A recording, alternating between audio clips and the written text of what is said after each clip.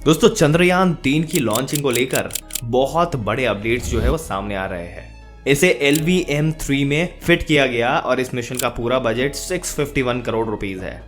अगर चंद्रयान 3 का लैंडर जो है वो चांद पर उतरने में सक्सेसफुल होता है तो भारत ऐसा करने वाला चौथा देश बन जाएगा, क्योंकि इससे पहले अमेरिका, रशिया और चाइना चंद्रमा पर अपने स्पेस क्राफ्ट उतार चुके हैं। दोस्तों आज के वीडियो में चंद्रयान 3 की लॉन्चिंग के बारे में और वहां पे कौन सी जगह पे लैंड होने वाला है चंद्रयान 3 उसके बारे में आपको पूरी जानकारी देने वाले हैं। ऐसी ही जानकारी पाते रहने के लिए हमारी चैनल को सब्सक्राइब करके बेल आइकन जरूर से दबा दें। आइए आगे बढ़ते हैं और बताते हैं आपको शुरू से। दोस्तों इस मिशन में भारत चांद की धरती पर एक लैंडर उतारने का प्लान कर रहा है। इस लैंडर में एक रोवर भी है जो चंद्रमा की धरती पर घूमेगा और वहां कुछ एक्सपेरिमेंट्स करेगा। लैंडर चांद पर एक लूनार दिन रहेगा। एक लूनार दिन यानी कि धरती के 14 दिन के बराबर होता है। चंद्रयान 3 के लैंडर की चांद की सतह पर लैंडिंग के लिए जरूरी है कि वहां सूरज निकला हुआ हो और लैंडर के लिए सनलाइट जरूरी है। चांद पर 14 से 15 दिन सूरज निकलता है और बाकी के 14 से 15 दिन सूरज नहीं निकलता। पहले जान लेते हैं कि चंद्रयान 2 के साथ क्या हुआ था, उसके बाद आपको डिटेल में बताते हैं चंद्रयान 3 के बारे में भी। दोस्तों चंद्रयान 2 मिशन को 22 जुलाई 2019 को लॉन्च किया गया था। 14 अगस्त को लैंडर और रोवर ने पृथ्वी की कक्षा छोड़ी थी और 6 दिन बाद इसने चंद्रमा की कक्षा में प्रवेश किया। 6 सितंबर को विक्रम लैंडर ऑर्बिटर से अलग हुआ था। मिशन के अनुसार विक्रम लैंडर को चांद के दक्षिणी ध्रुव पर 7 सितंबर को भारतीय समय अनुसार रात 1 से 2 बजे के बीच लैंड करना था। ये चांद की सतह से 2.1 किलोमीटर दूर था और तभी इसका इसरो से संपर्क टूट गया।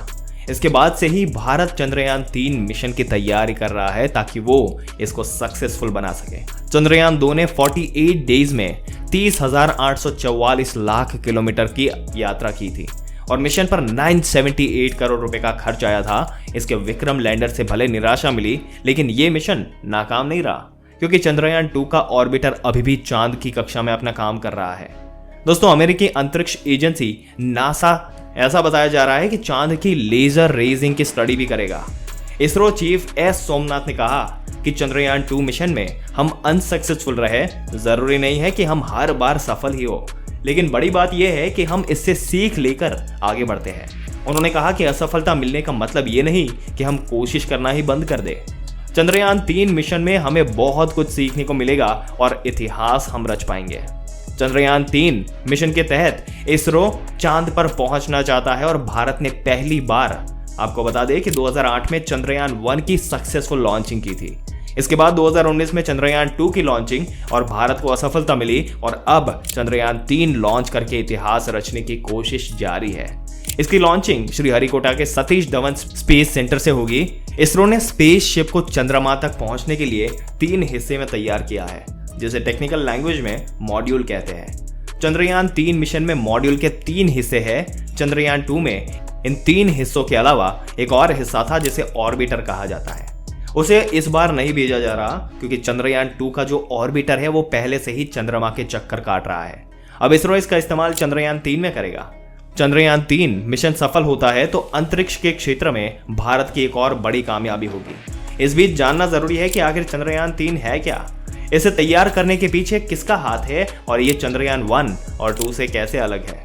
दोस्तों इसरो के अधिकारियों के मुताबिक चंद्रयान 3 मिशन चंद्रयान 2 का ही अलग स्टेप है, अलग चरण है, जो चंद्रमा की सतह पर उतरेगा और वहां की स्टडी करेगा। ये चंद्रयान 2 की तरह ही दिखेगा, जिसमें एक लैंडर और एक रोवर होगा और चंद्रयान 3 का फोकस चंद्रमा की सतह पर सुरक्षित लैंड करने पर है। मिशन की सफलता के लिए नए उपकरण बनाए गए हैं, एल्गोरिथम को बेहतर किया गया है, जिन वजह से चंद्रयान 2 मिशन चंद्रमा की सतह पर नहीं उतर पाया था उन पर ज्यादा फोकस किया गया है, ताकि ये मिशन में हम जो सक्सेस है वो ले पाए। अब दोस्तों आपको ये भी बताते हैं कि चंद्रयान 3 चंद्रयान 1 और चंद्रयान 2 से कैसे अलग है। चंद्रयान 2 के विपरीत चंद्रयान 3 में ऑर्बिटर शामिल नहीं है एक तो, और इसमें लैंडर और रोवर के जो अवेलेबल है, जिनका उद्देश्य एक चंद्र दिवस यानी कि जो हमने बताया पृथ्वी पर लगभग 14 दिनों के लिए होता है, चंद्रमा की सतह पर कार्य करना और डेटा कलेक्ट करना है। ये चंद्रयान 3 की पूरी मिशन लाइफ है। लैंडिंग के बाद रोवर लैंडर से अलग हो जाएगा और चंद्रमा की सतह पर घूमते हुए प्रयोग करेगा और डेटा कलेक्ट करेगा। चंद्रयान 1 के विपरीत चंद्रयान 2 ने चंद्रमा की सतह पर अपने विक्रम मॉड्यूल को सॉफ्ट लैंड कराने की कोशिश की।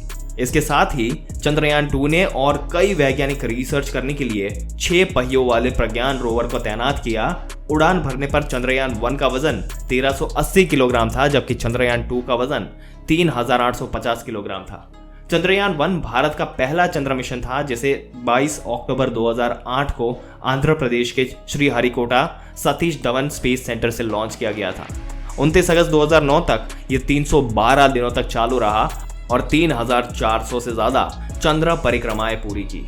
लगभग 1 साल तक टेक्नोलॉजिकल प्रॉब्लम से जूझने के बाद भी उसके बाद इसका जो संपर्क है वो टूट गया। दोस्तों, इसरो चंद्रमा पर जिस मिशन चंद्रयान 3 को लॉन्च करने के लिए तैयार है, वो पूरा प्रोजेक्ट पी वीर मुथुवेल देख रहे हैं। दोस्तों, आपके क्या विचार है चंद्रयान 3 की लॉन्चिंग के बारे में और इसरो की अब तक की लर्निंग के बारे में?